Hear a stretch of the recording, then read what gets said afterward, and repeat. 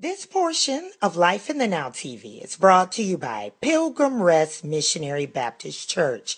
Celebration Gala celebrating 73 years of service. Saturday, August 25th, 6 p.m. For more information, 229-400-0056.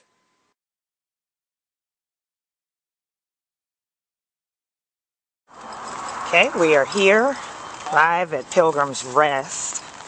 Appreciate them supporting the Life in the Now broadcast. Pastor Mark Wilkerson, who's taking us in the back way right about now. Thank you, sir. There was some stuff that you went through last year. You ain't got to deal with it this year because you've grown from it. And sometimes we keep going through the same stuff because we don't get the lesson the first time. Sometimes it's people. And certain people will push you to the place and push you to the point, watch this now, that you call God's name. And it's not always a bad thing, because what they don't understand is they really have to be spiritually grown. You know, this corner has been hot. The anointing has been here. Things have been moving. The Lord has been moving in this place. Lives are being blessed and lives are being changed. So I'm grateful for what God has already done, but I'm really excited about what He's getting ready to do here. This is behind the scenes of Pilgrim's Rest, who supports you telling your story. What should the world know about this ministry? The world should know that this is a ministry that will receive anybody, no matter what walk of life they come from. Our motto is, we'll give you a chance just like God will give you a second chance. That's great.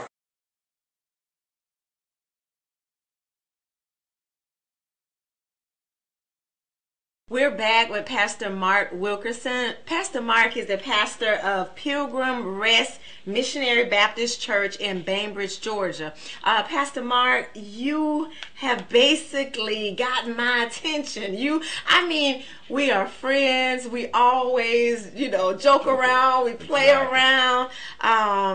This man right here is so much fun to be around. I'm telling you, my stomach literally hurts when I'm around him. He just says some stuff that just really throws you off, literally. But the thing about it, he has a terrific story. His story is so awesome. And going from being left for dead as an infant, as a baby, abandoned, from partying, drugs, and almost being hit by a car. Well, not a car, but an 18-wheeler. Till now pastoring, and there is so much more in between that. Once you accepted the call, once you told God yes, and you started out in ministry or whatever, there were still some things and bumps and roads, because we all miss the mark sometimes. Correct. But we have to get back up, because you know what? That assignment, the thing that God's called you to do, He's not going to take that back. It's up to you to get back up and go forward and do what God has called you to do. So, hey, tell our viewers a little bit about that, Pastor Mark. Well, Nikki, it's amazing. One of the things I had to learn is that when I got in ministry, I had the zeal. I was working it, but then after a while, what I think happened is, I got the big head. Come on, talk about that, Pastor, because you know that what happens is that you start making money. You start living in the fine houses. You start having the tailor-made suits, and so you're on top. And what happened was, I got to a place I could not be told anything. I figured I'm the pastor. I'm gonna tell you how we gonna do it. And so what happened was, I stepped out of the will of God, if I can put it that way. And so when I stepped out of the will of God, I had to go through a desert experience. God reminded me, if you remember the story, when David had to go out and pursue, he ran across a man in Ziklag that was a slave. And the slave was left on the side of the road. His master left him because he could no longer perform. He could not do what the master wanted him to do. And God had to remind me that He had put me in Ziklag. And when I got to Ziklag, I was there because I could not perform what the Lord had called me to do. One of the things I know about God is He's never intimidated by what I was, because he already knew what he was going to make. Yes. And he already knew what the plan was. And so, I stepped out of the wheel, and I was living large, and I was doing my own things. And the things that I was doing was not pleasing to God. But God also knew that he had to deliver me. And one of the things he teaches me, and one of the things that I learned is I never could figure out why God could not deliver the children of Israel in Egypt. Why did he have to bring them out of Egypt? I mean, he's God. He's got all power. He can do anything that he wants to do. And the Lord said, I had to take you out of what you was in because I had to take you away from the external symbols. Because when I deliver you this time, I don't want you to see anything that you had in your past, because I want to deliver you so I can use you. And so his deliverance was he had to put me in a desert. I got to the desert place. The amazing thing is God knows how to put you in a place, and he will withdraw the people that you think are going to be there for you. And it's amazing how you be in ministry and your phone rings all the time and you traveling everywhere preaching, but as soon as I got to the desert place, the phone went ringing. Matter of fact, the phone got cut off. My God. The car got repossessed. Jesus. Lost the house. Lost my family. So I'm in a place now where I have absolutely nothing. And I'm trying to figure out, okay, how am I going to survive this? Because I'm trying to survive it mentally, but I'm also trying to survive it because sometimes we got to be careful that we don't get caught up in how we look in front of people. Because I have an image to keep, and I got to still look good, and I still got to show up places.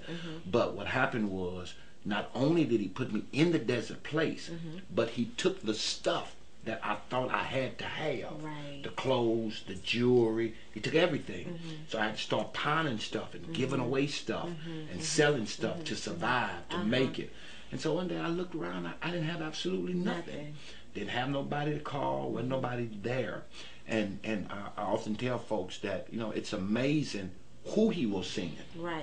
And one thing I know about God is, when you're in a desert place, he's only going to send people that have been in the desert. Oh, my God. So one of the things is I tell people, you got to be careful who you connect with. Because I need to connect with people that have either been through what I'm going through to help me. Because there was a point when I got to a place I said, I'm going to kill myself. This, I can't live like this. And I was ready to commit suicide. And at that point, I'll never forget it. I called Overseer Greg James. I was crying. I said, I can't do this. I can't live like this.